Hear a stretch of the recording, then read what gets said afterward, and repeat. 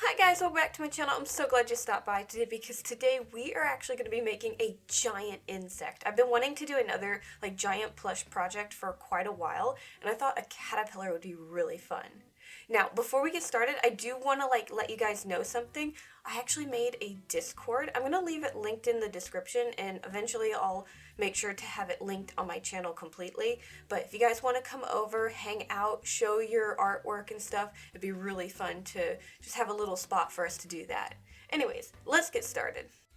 Okay, so the first thing that I'm going to work on is going to be the clay. I'm just going to be doing a clay head. At first, I was debating on making all the spikes clay as well, but when I started making the pattern and everything for this piece, I realized it was just going to be way too big to do that. Now, instead of immediately going in and covering my tinfoil with a complete layer of clay, I wanted to make the eyes first. So what I'm going to do is I'm going to roll out some clay and then I'm going to make some round pieces for the eyes. I'm going to put them in place on the tinfoil.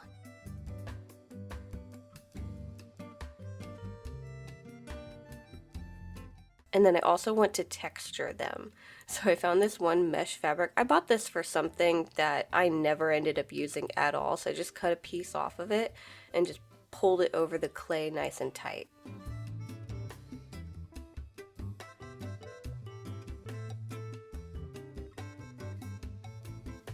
Once I was done with that, I started covering up the rest of the tinfoil with clay and trying to clean up the edges going around the eyes.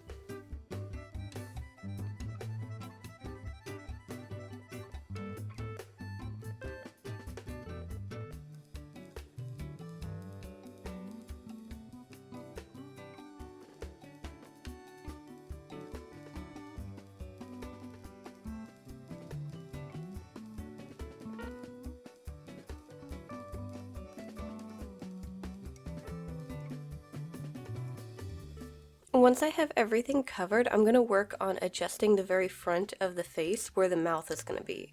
It's a little too rounded. I want to square it up a little bit, and then I want to break it up into different sections so it looks like it has moving mouth pieces. But in reality, we're just going to be making little lines here and there. So I'm going to figure out how that is going to go. At first, I kind of made it a little too small, so I just started pushing things outwards and flattening it a little bit to make the mouth look a little bit larger.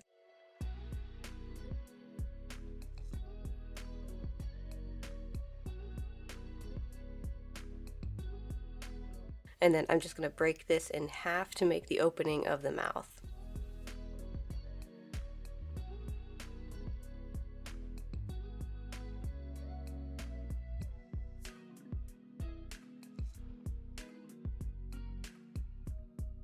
I'm going to use one of my tools to kind of make it a little jagged in between the mouthpieces to kind of look like teeth. And then I'm going to add these little tiny pieces of wire to the sides of the mouth.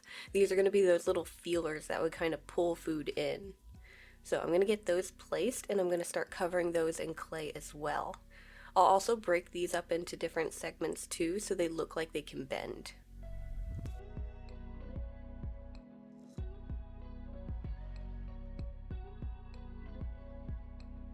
Once I'm happy with how the face itself looks, I need to make a kind of band of clay going around the base of it. And that's mainly because I don't want the fabric to connect flush with this. I want to kind of have it look like the head is slightly tucked into the piece. So by framing it this way, I can kind of wrap the fabric around this and make it look a little bit more sunken in. So I'm going to get that in place, blended so that there's no seams on that, and we can put our clay head in the oven for about 45 minutes at 275 Fahrenheit. Once it's out of the oven and is cool to touch, we can start painting it. So our caterpillar's head is majority orange, so I'm going to get everything primered orange and get that dried, and we can start adding our shadows and stuff. So one thing I realized, if I painted this head green and added antennae, I could probably easily turn this into a giant grasshopper. I never realized how close the head looked to a grasshopper. I mean, I'd probably have to thin it out a little bit because it's a little too round, but yeah, it kind of looks like a grasshopper head right now.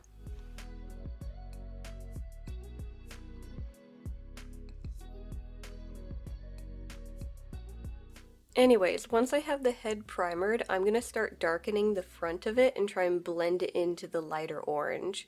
So I'm just going to start adding some browns and blending that in, and then slowly turn it into more of a black color.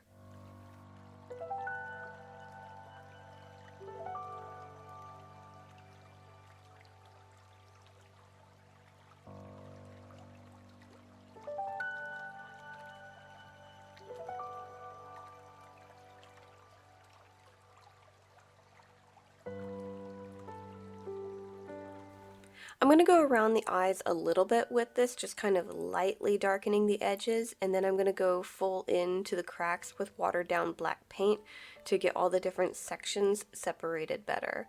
So I'm going to basically use that watered down paint, get into everything, and then I'm going to use a damp paper towel to wipe away the excess so it's nice and clean on the surface. If you want to blend this out while it's still wet, you can take a dry brush and just kind of blend it into the other colors.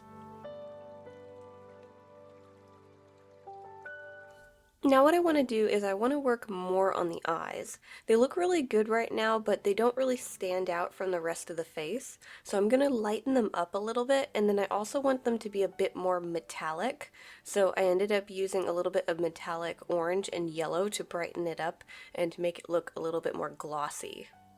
I then took a more lighter metallic color and I made some highlight spots on the eye, and then I did a little bit on the front of the face just to have it separate the sections a little bit because it got way too dark.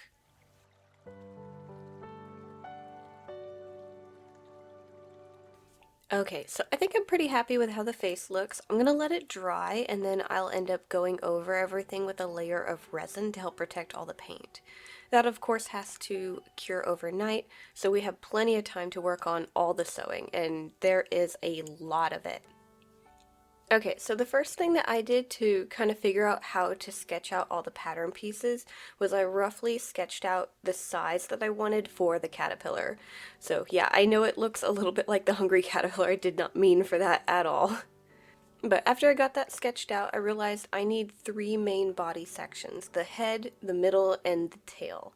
So for the head, basically it's like about 4 segments of the caterpillar.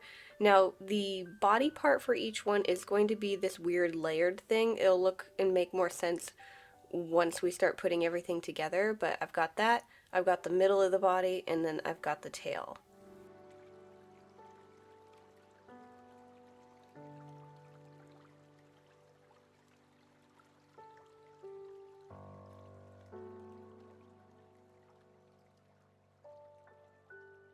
So I'm going to work on the belly of the caterpillar first. So each section has a belly section and then the parts to either the legs or the arms. So I'm going to do the front portion, which has the little spikes for the arms. Then we have the middle, which will have all of the little rounded legs. And then we have the tail, which has like 2 little legs at the back. I'm going to pin all of this together and sew these with my sewing machine.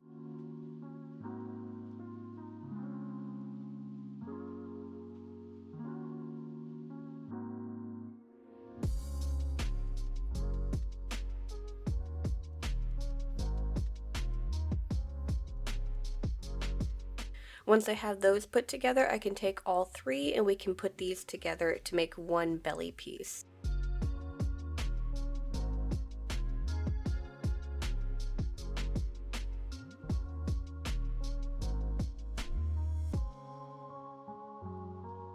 Now with the side pieces of the caterpillar, the middle section, I left them all separated and I'm going to sew them together, mainly because I wanted the segments to be really defined.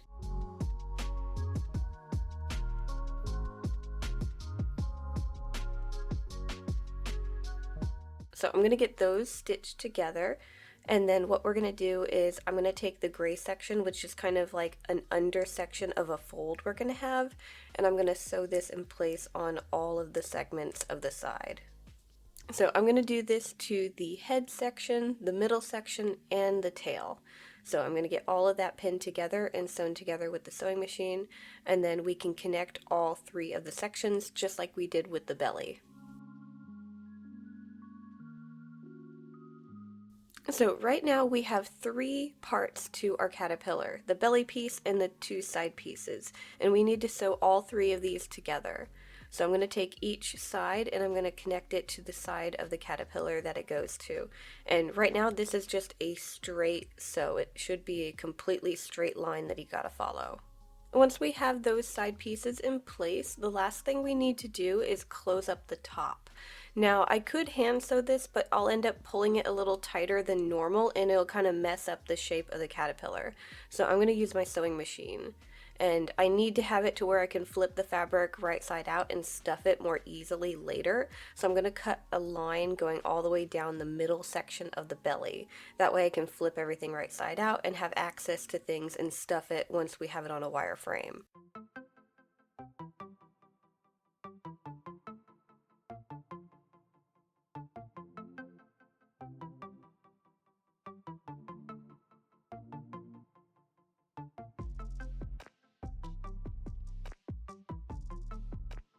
So at this point, we kind of have just a really big, weird shaped sock with a hole in it.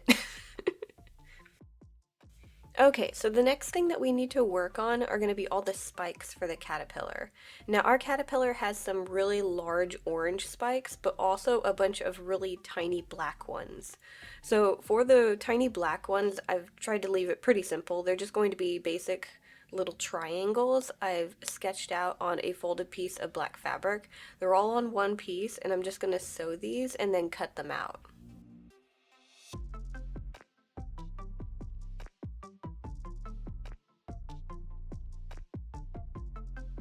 All I'll have to do after that is flip them right side out and stuff them, and then we can put them on once we have the body assembled.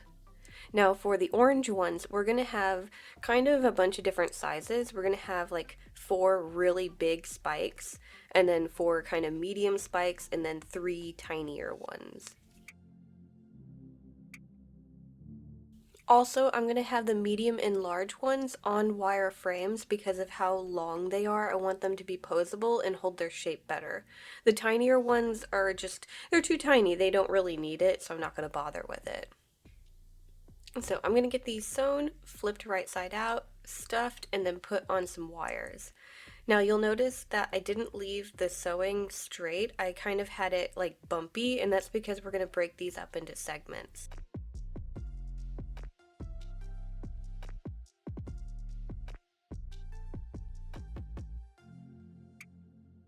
So once I have these on the wire frame, I'm going to take my black thread and I'm going to kind of wrap sections to kind of like break it up even more. So I'm going to do that to all of these, and this was time consuming, but I think it was well worth it.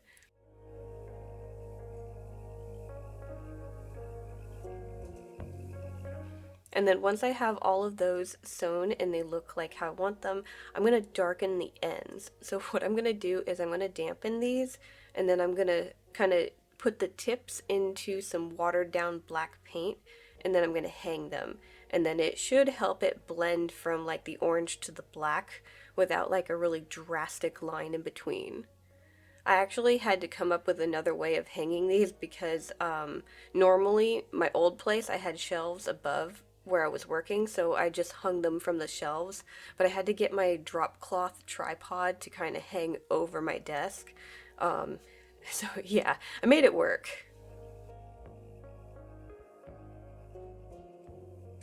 So once all my spikes are done drying, I'm going to start working on the wire frame for our caterpillar. So he's pretty large, so I need to reinforce this quite a bit so he actually holds his shape when you pose him. So I'm just going to kind of double or triple or even quadruple up on the wire so that his spine is nice and strong.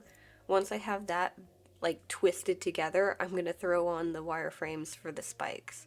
So I'm going to get all those spikes connected together, and then I'm going to wrap it onto the spine. Once we have that done, we can actually start putting the caterpillar together. So I'm going to take the fabric for the body now, and I'm going to mark out where I'm going to have our main spikes because I need to cut some holes for them.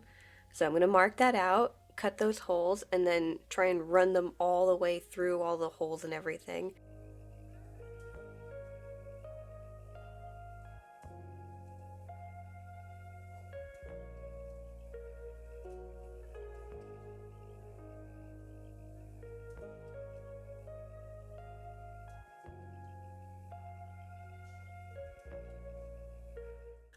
Once those are in place, I'm going to start adding the head. So I'm going to connect that to the end of the wire, and then we can take the fabric that I guess is kind of the neck and start gluing it around the base of the head. And as I'm gluing it, you can see what I meant by adding that like ring of clay around his head. I can kind of tuck the fabric around and form it. So it, again, looks kind of like it's more sunken in than just kind of like there on top of the fabric. I'm going to need to give the glue a little bit of time to dry, and then I'm going to take all of those spikes and I'm going to sew them in place. Because right now we only ran them through the holes, we didn't connect them to the body yet.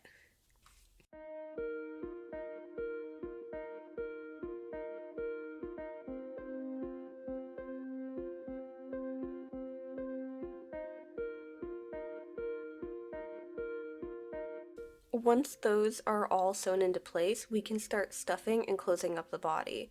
So I'm gonna get the tail in place and start stuffing that now, and then work my way back up to the head. You'll notice I kind of forgot to mention this, that at the end of the wire I ended up like adding this big ball of fabric. That's so it doesn't have like this pokey bit at the end, and the wireframe just kind of stays a little bit better inside the caterpillar. Yeah, I just realized I forgot to mention that. Oops. Anyways, back to stuffing.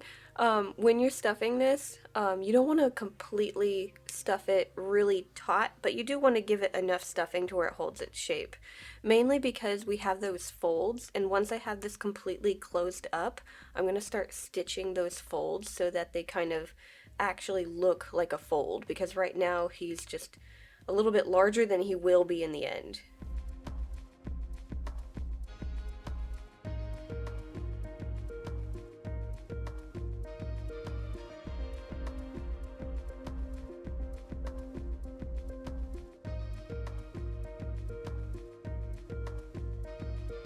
So I'm going to pinch those folds and I'm just going to stitch them together, and I'm just going to go all the way down both sides of the caterpillar.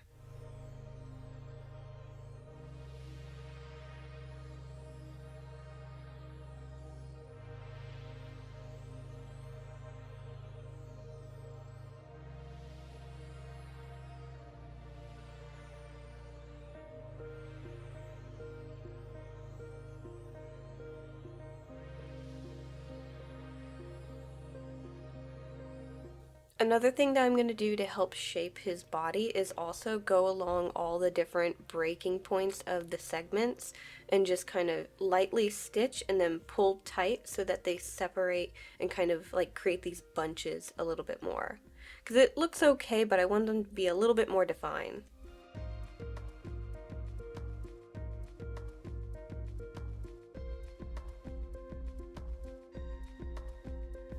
And then of course I still need to add all of those extra spikes. So I'm going to start with our smaller orange ones. We have two small ones that are going to go in front of the larger ones, and then one for the very end of the tail.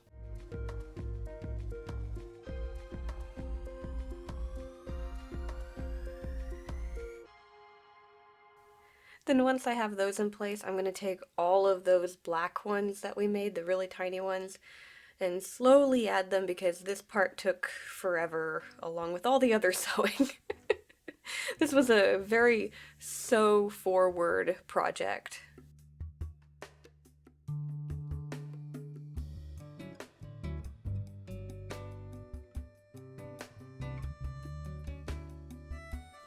And then once I have all those in place, we can finally color him because he is very pale. I like how he looks, but I want to really brighten him up. So what we're going to do is we're going to water down a bunch of different colors of acrylic paint and use that to kind of dye the fabric. Now I do have plans eventually to get an airbrusher, but right now we're just going to be hand painting the fabric. So one thing I found, because I was trying to figure out how to blend the fabric colors a little bit better, because with smaller pieces I usually use a toothbrush, but I decided to give it a try with a sponge. So I used a sponge to actually blend the paint into the fabric so that it like faded from the color of the fabric to the paint color, and it actually worked surprisingly well. So the main thing I ended up doing was brightening up the green in different spots of the body, and then to make the front of the head more orange to go with the rest of the head. So I ended up adding those colors, and then there were some black markings that I also needed to add.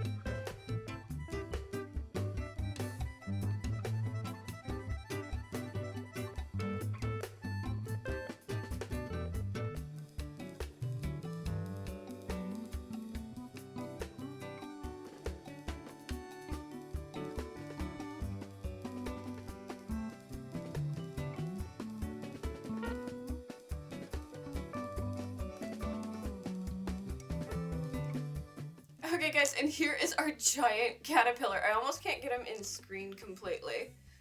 I had so much fun with this. I really do need to do larger pieces. It's just like finding the space to store it.